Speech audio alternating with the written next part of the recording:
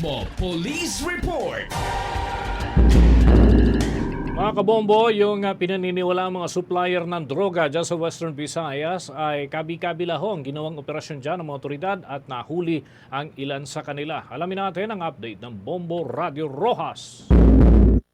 7 hinihinalang sangkot sa iligal na droga kabilang ang 3 high-value individuals at 4 na street-level individuals ang naaresto sa 5 magkakahiwalay na operasyon ng Police Regional Office 6 sa loob lamang ng 24 oras. Sa panayam ng Bombo Radio Rojas kay Police Major Lailin Sensil, ang tagapagsalita ng Police Regional Office 6, sinabi niyang pinuri ni Regional Director Police Brigadier General Josefino Ligan ang mga unit na nagsagawa ng operasyon at muling tiniyak ang pagtutok ng kanilang ahensya sa kampanya na droga. Sa Iloilo City, nahuli ng City Drug Enforcement Unit ang Iloilo City Police Station 2 at ang Special Weapons and Tactics o SWAT Team ang isang high-value individual na kinilalang si alias Sasuke, 32 taong gulang, binata at isang security guard. Samantala, sa isa pang buy-bust operation, nadakip ang 2 high-value individuals na nakilalang sina alias Leon, 53 taong gulang, isang e-bike driver, at alias Ranran, 49 taong gulang, isang construction worker.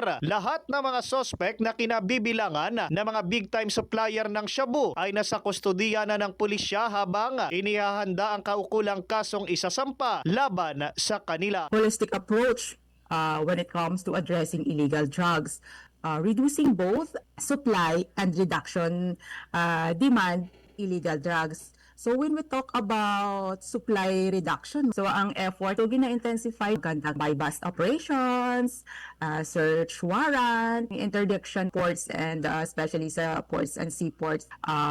So you target mga high-valued individuals.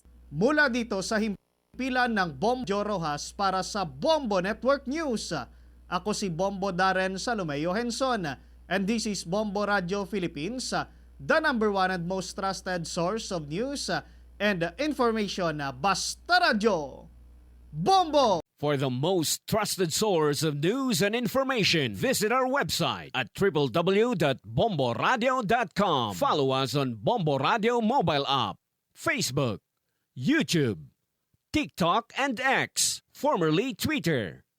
Like, share, and stay connected. Anytime, anywhere.